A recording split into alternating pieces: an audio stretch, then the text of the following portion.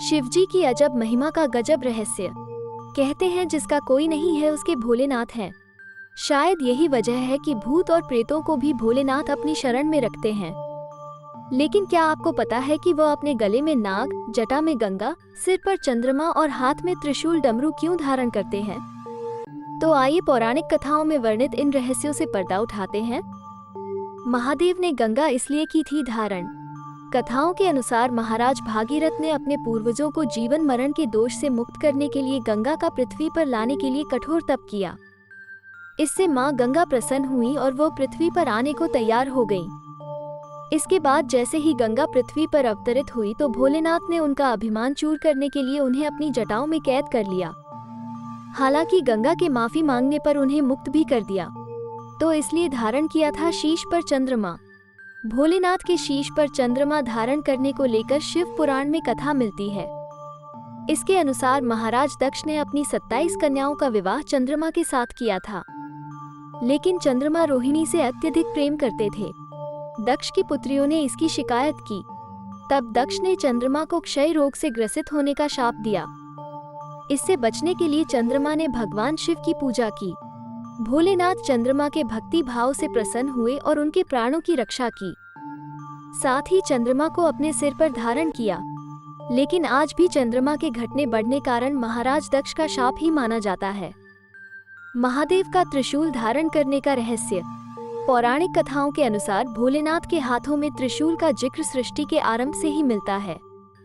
कहते हैं कि जब शिव जी प्रकट हुए तो उनके साथ ही साथ तम, अर्च और असर ये 3 गुण भी उत्पन्न हुए, जो कि त्रिशूल के रूप में परिवर्तित हुआ।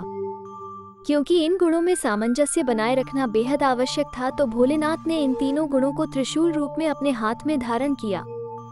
हैरान रह जाएंगे डमरू का ये रहस्य जानकर। पौराणिक कथाओं के अनुसार भगवान शिव ने जिस तरह से सृष्टि में सामंजस्य बनाए रखने के लिए असर, तेज और तम गुण को त्रिशूल रूप में धारण किया था, ठीक उसी प्रकार सृष्टि के संतुलन के लिए उन्होंने डमरू धारण किया था। कहते हैं कि जब देवी सरस्वती का प्राकट्य हुआ तो उन्होंने वीणा के स्वरों से सृष्टि में ध्वनि का संचार किया, लेकिन कहा जाता है कि वह ध्वनि सुर और संगीतहीन थी। तब भोलेनाथ ने नृत्य किया और 14 बार डमरू बजाया। मान्यता है डमरू की उस ध्वनि से ही संगीत के धुन और ताल का जन्म हुआ। डमरू को ब्रह्मदेव का भी स्वरूप माना जाता है। नागराज वासुकी को इसलिए किया था धारण। भोलेनाथ के गले में लिपटे हुए नाग को देखकर यकीनन आपके भी मन में ख्याल आता होगा कि आखिर क्यों शिवजी उसे अपने गले में स्थान देते हैं।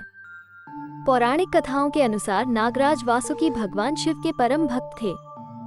वो सदैव ही उनकी भक्ति में लीन रहते थे। तभी सागर मंथन का कार्य शुरू हुआ। तब रस्सी का काम नागराज वासुकी ने किया। उनकी भक्ति को देखकर भोलेनाथ अत्यंत प्रसन्न हुए।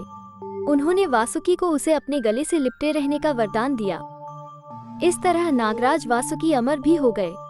शिवजी इसलिए लगाते हैं भस्म। नाग, चंद्रमा, त्रिशूल की ही तरह भोलेनाथ अपने शरीर पर भस्म भी लगाते हैं।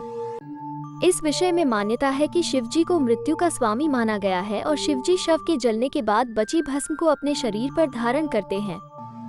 इस प्रकार शिवजी भस्म लगाकर संसार को ये संदेश देते हैं कि हमारा ये शरीर नश्वर है और एक दिन इसी भस्म की तरह मिट्टी में मिल जाएगा।